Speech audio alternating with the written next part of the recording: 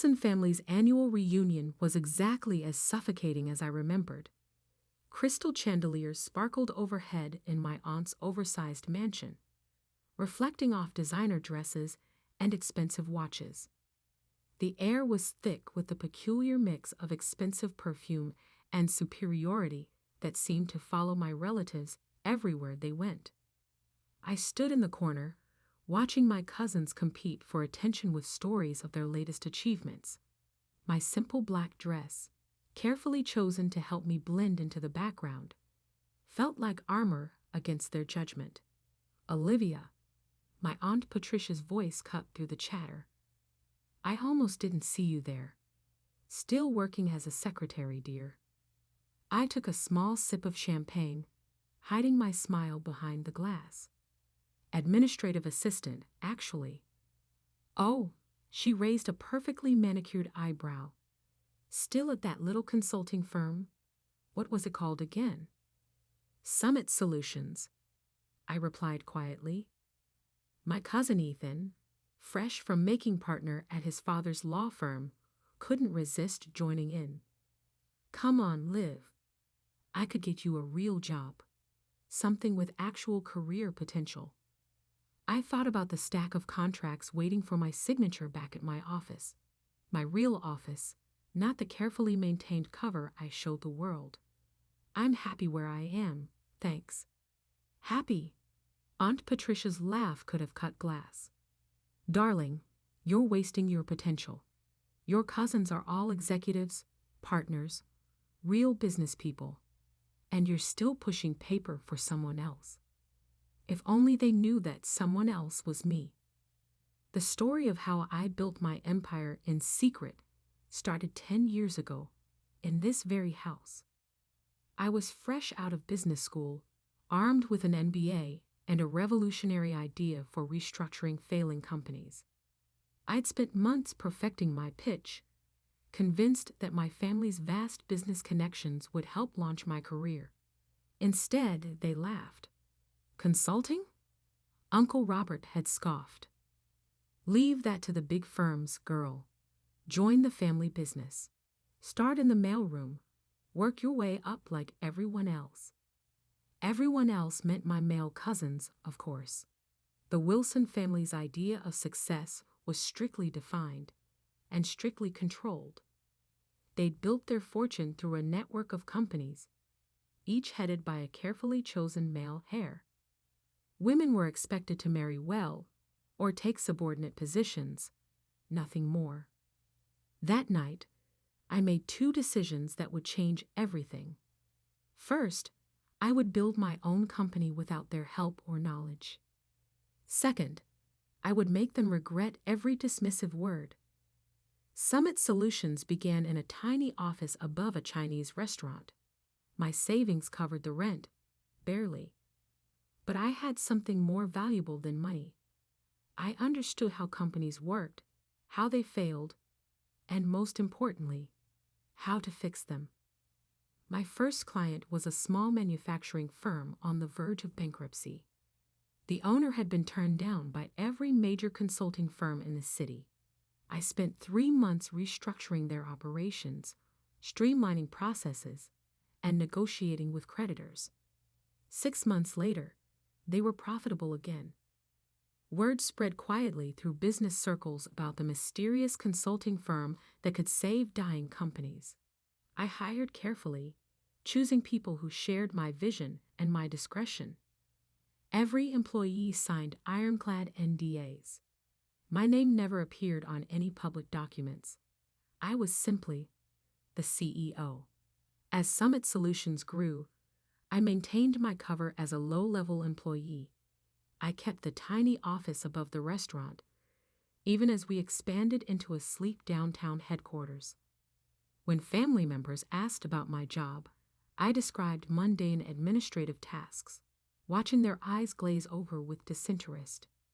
The deception wasn't just about pride, it was strategy. The Wilson family's business empire was built on acquiring struggling companies at rock-bottom prices.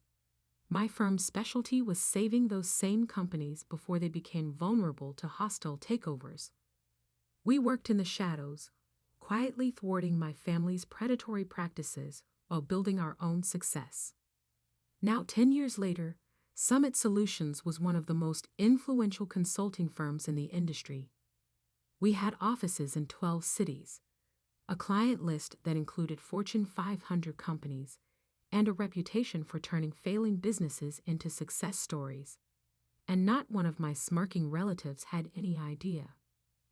More champagne, dear. Aunt Patricia's voice yanked me back to the present. Though perhaps you should stick to water. I imagine your salary doesn't leave much room for expensive tastes. I accepted the champagne with a practiced smile. Thank you, Aunt Patricia.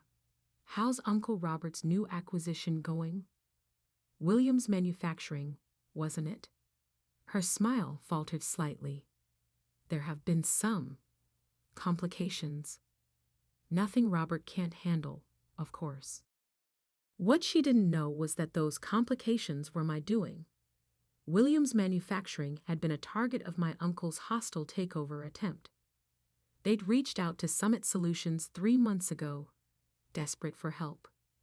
Now they were implementing our restructuring plan, their stock price was rising, and Uncle Robert's attempt to seize control was falling apart. I heard they hired some consulting firm, my cousin Ethan added. Probably throwing good money after bad. Those consultants are all the same. Big promises, no results. I hid another smile. Summit Solutions' fee for saving Williams Manufacturing was more than Ethan would make in 5 years at his father's firm. Oh, which firm? Summit something, he waved dismissively. Nobody important. Dad says their CEO won't even show their face.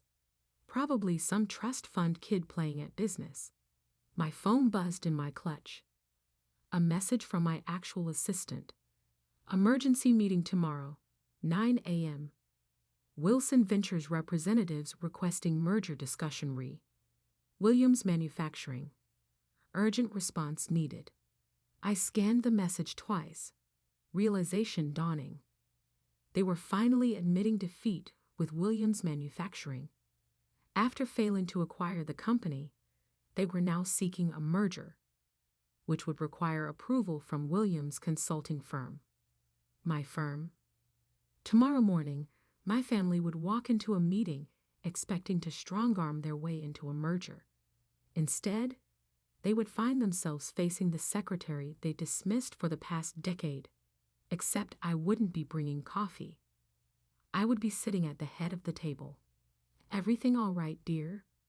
Aunt Patricia asked, noticing my expression. I finished my champagne and gave her my brightest smile. Perfect, actually. I should head home. Early meeting tomorrow. Oh? Taking notes for someone important? Something like that.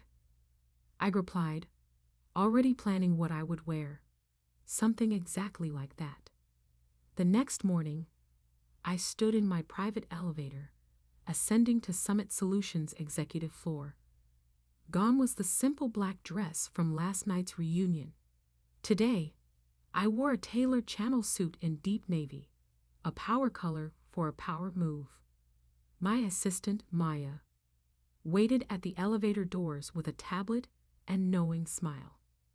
The Wilson Ventures team arrived early, she reported as we walked. Your uncle seems particularly anxious to meet Summit's CEO. I'm sure he is. I checked my reflection in a glass wall. Perfect. Are they in the main conference room? Yes, along with Mr. Harrison from Williams Manufacturing. Maya's eyes sparkled with anticipation. Your cousin Ethan is there too. Apparently, he insisted on handling the legal aspects personally.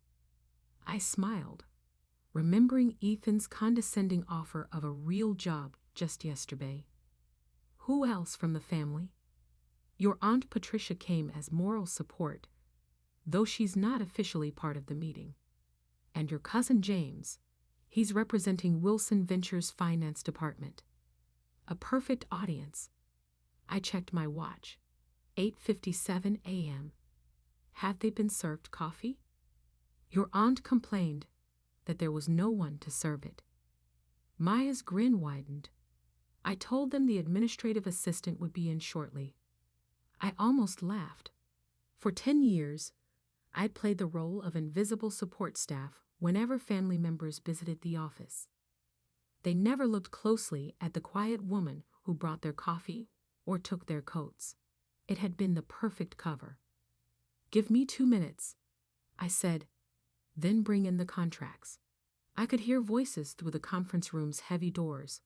My uncle's authoritative tone, Aunt Patricia's sharp laugh, Ethan's smug commentary. Taking a deep breath, I'd pushed the doors open. The conversation stopped abruptly. My uncle sat at one end of the long table, apparently having assumed the power position. Ethan and James flanked him, both in expensive suits that screamed family money. Aunt Patricia perched nearby, examining her manicure with practiced disinterest. Mr. Harrison from Williams Manufacturing sat alone on the other side, looking uncomfortable. Finally, Aunt Patricia sighed. "We've been waiting for coffee for." She stopped, really looking at me for the first time. "Olivia? What are you wearing? And why aren't you carrying coffee?" I walked calmly to the head of the table, the seat directly opposite Uncle Robert. "I don't serve coffee anymore, Aunt Patricia. In fact, I never really did." "What is this?" Uncle Robert demanded. "Where is Summit's CEO? We were promised a meeting with the actual decision maker." "You have been." I sat down, enjoying the confusion on their faces. "I am the CEO of Summit Solutions. I have been since I founded the company 10 years ago." The silence that followed was deafening. Ethan's mouth opened and closed like a fish out of water. James dropped his pen. Aunt Patricia's perfectly maintained composure cracked. Uncle Robert recovered first, his face reddening. "This is absurd. You're a secretary." "No," I said calmly. "That was a cover. A very effective one, apparently, since none of you ever looked past it. You were so convinced I couldn't be successful that you never noticed I already was." Maya chose that moment to enter with a stack of contracts. She distributed them efficiently, then took her place standing behind my chair. "These documents," I continued, "outline the terms under which Summit Solutions will consider approving the merger between Wilson Ventures and Williams Manufacturing." "Consider approving?" Ethan sputtered. "You can't be serious. This is a joke, right? Some kind of elaborate prank?" I pulled out my phone and projected Summit's latest financial statements onto the wall screen. Summit Solutions currently manages over $12 billion in client assets. We have a 94% success rate in corporate restructuring, and our approval is required for any major changes to Williams Manufacturing's business structure. I smiled at my stunned relatives. "Does that look like a joke to you?" "This is impossible," Aunt Patricia whispered. "You're nothing. You've always been nothing." "That's exactly what you were meant to think." I turned to Mr. Harrison. "Would you like to explain to my family why you chose Summit Solutions over Wilson Ventures' original offer?" Mr. Harrison straightened in his chair. "Summit's reputation is unparalleled. When Wilson Ventures attempted their hostile takeover, Summit's restructuring plan saved our company. We've increased profits by 47% since implementing their strategies." "Restructuring plan?" James looked like he might faint. "The plan that destroyed our acquisition attempt. That was you, among others." I began listing cases on my fingers. "Peterson Electronics, which you tried to acquire last year.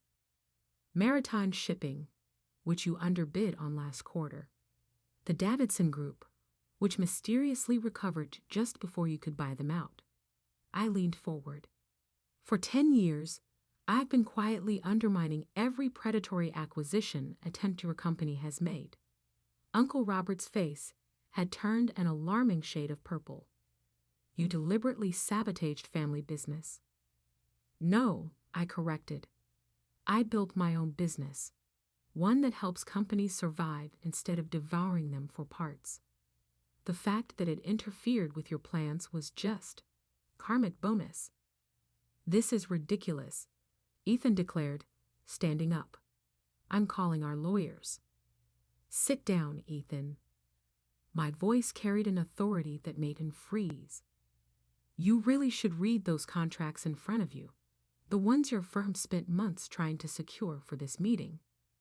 I watched realization dawn on his face. That's right. Your law firm's biggest client this year. That was me too. Maya stepped forward with another document. This is a summary of Summit's current market position and liquid assets. You'll note that we're now in a position to acquire controlling interest in Wilson Ventures if we choose. The room erupted in chaos. Aunt Patricia was practically hyperventilating. James was frantically checking the numbers on his phone. Ethan had collapsed back into his chair, looking shell-shocked. This is blackmail, Uncle Robert growled. No, I said quietly. This is business. The kind you taught me, I'd never be capable of handling. I stood up, smoothing my jacket. You have until 5 p.m. today to review the merger terms. They're very generous, considering our position. If you decline, Summit Solutions will begin purchasing Wilson Ventures stock on the open market tomorrow morning. I headed for the door, then paused. Oh, and Aunt Patricia, that champagne you so graciously offered me last night. I own the vineyard that produces it. Bought it last year. The coffee you were so desperate for this morning. That chain too. I smiled sweetly. Turns out my salary does leave room for expensive tastes after all. The door closed behind me on their stunned faces. In my private office, I finally allowed myself a moment to process what had just happened. 10 years of careful deception, of playing the invisible underachiever, had led to this moment. Maya appeared with a real cup of coffee, my favorite blend from my own coffee chain. Was it worth the wait? I thought about all the times I'd served coffee in this very office, watching my family dismiss me, underestimate me, write me off as nothing more than a secretary. Every single second. My phone buzzed.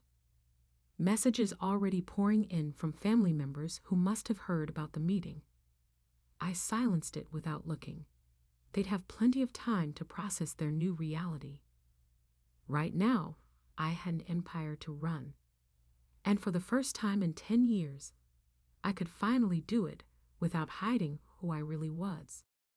The next 48 hours were exactly what you'd expect when a family built on power and appearances suddenly discovers they're not at the top of the food chain anymore.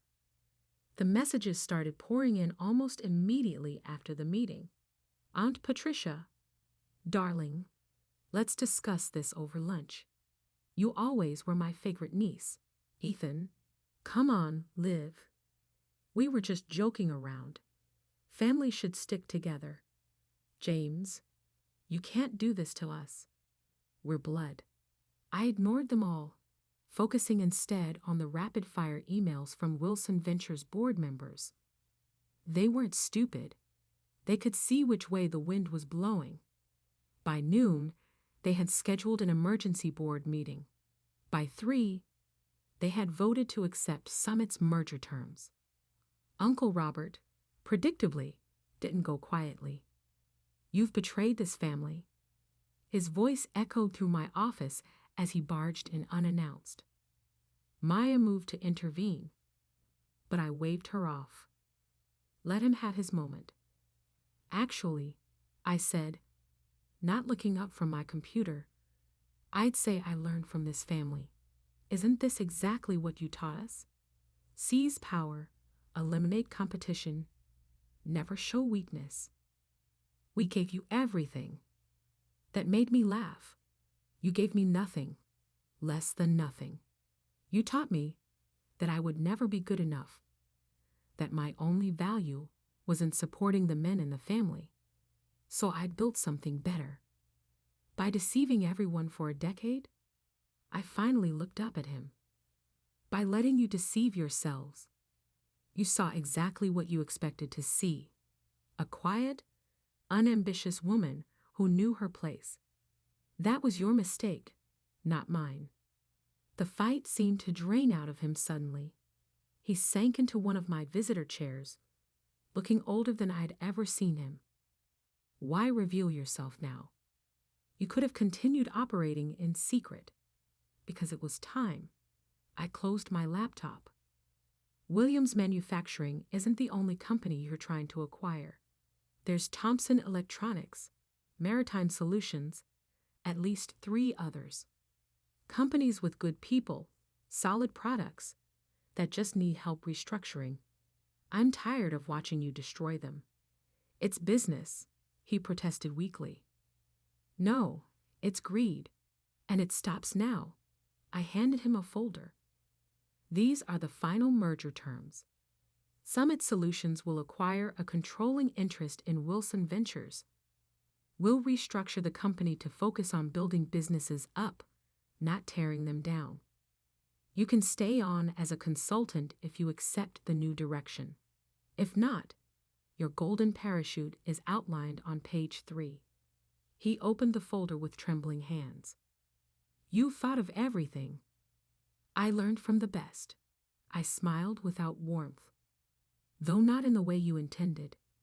After he left, Maya brought in a stack of newspapers. Summit's revelation was already making headlines.